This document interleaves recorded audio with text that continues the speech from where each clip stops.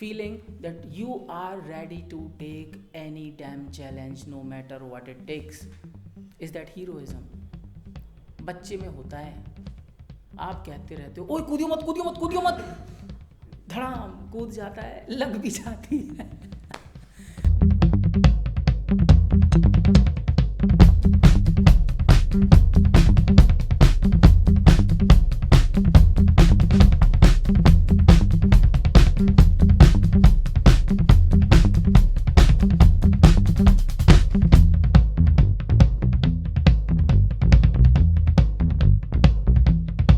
याद करो वो बचपन के दिन जब किसी बंदे से रेस में जीते होगे,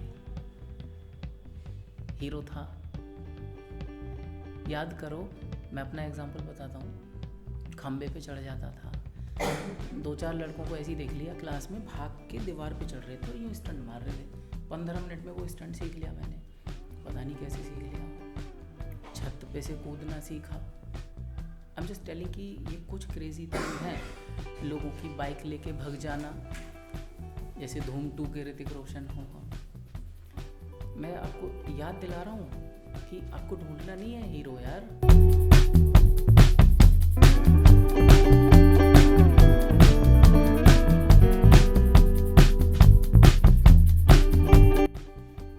ऑलरेडी है.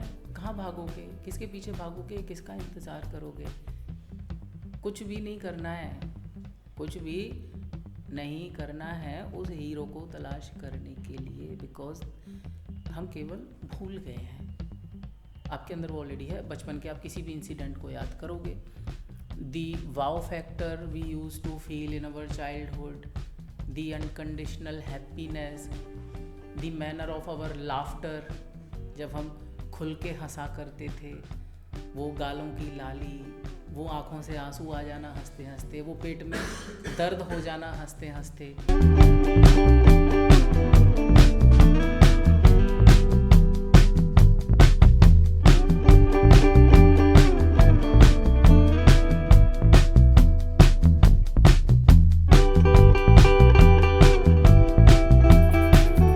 जब जिंदगी को दिल खोल के जीते थे, क्या वो एक हीरो से कम था?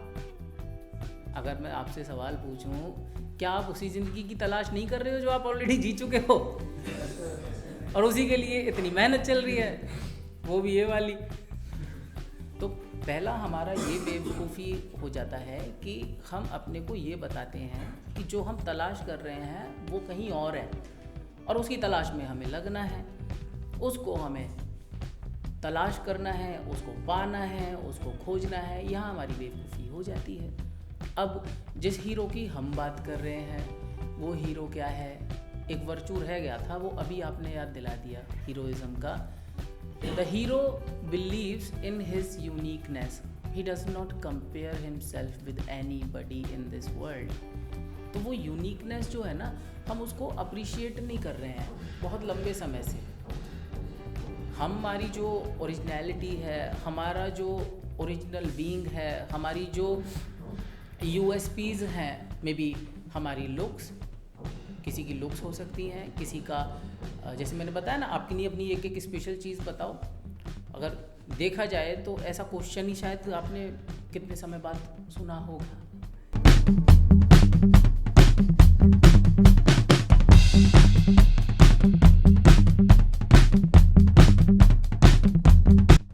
आज तक तो नाम ही बता रहे हैं, अपनी स्पेशल चीज़ के बारे में तो सोचते नहीं. दूसरे की बुराई सोच सकते हैं, दूसरे की अच्छाई सोच सकते हैं. अभी आपके फैमिली में किसी कज़िन की या किसी और पर्सन की बस अच्छी सी जॉब लग जाए 3-4 महीने के लिए डिप्रेशन शुरू. क्यों? क्योंकि हमारी क्या गलती हो रही है कि हम अपनी जो अच्छाइयाँ हैं उनसे नज़र फेर के बैठे हुए हैं, उनसे नज़र फेर के बैठे हुए हैं. अभी कुछ क्लियर हो पा रहा है, रिलेट हो पा रहा है? तो यहाँ जो मैं आपसे कहने की कोशिश कर रहा हूँ, take time to honour and appreciate your originality.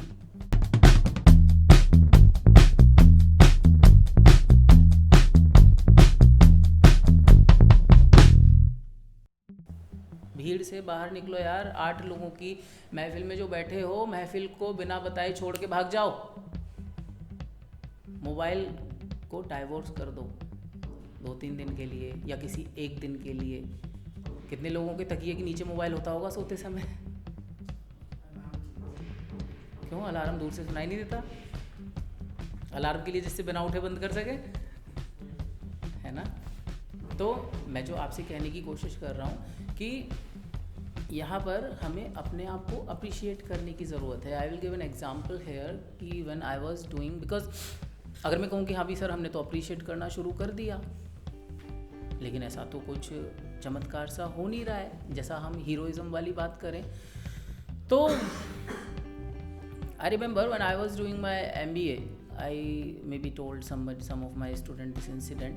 So there was a junior of mine, his name was Om Prakash, and Om Prakash whenever used to come across me and he used to wish me and ask how are you sir, and I always answered him I'm excellent. And after few days he asked me, maybe months, कि sir मैं इतने सारे senior से मिलता हूँ लेकिन आप ही excellent बोलते हो, सारे फाइन बोलते हैं, और आप हमेशा एक्सीलेंट कैसे रह सकते हो, ये मेरा सवाल है। आप हमेशा एक्सीलेंट कैसे रह सकते हो, ये मेरा सवाल है। तो मैंने उसको बताया, मैंने कहा Om Prakash, I might not be exactly excellent today, but if I don't feel this way I will not be excellent permanently. So if I'm feeling non-excellent or anything less than excellent, I am temporarily allowing myself to go into non-excellent zone. I'm temporarily, or I'm just taking this decision कि हाँ भाई सही चल रहा है सब, तो सही रहो, एक्सीलेंट रहने की क्या ज़रूरत है। अब जो इंसान रोज़ सही है, रोज़ फाइन बोल रहा है, रोज़ ढीला सा हाथ पकड़ा दे रहा है लोगों से मिलाने के लिए, रोज़ चप्पल पहन के अपनी ज़िंदगी जी रहा है पूरे दिन, जैसे मैंने यहाँ कई लोगों की चप्पलें देखी, है ना।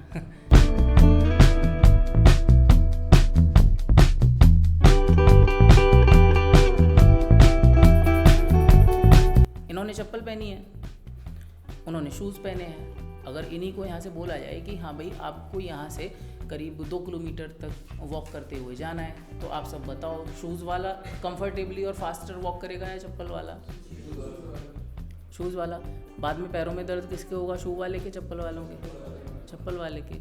तो आप लाइफ में फास्टनेस चाहते हो या नहीं?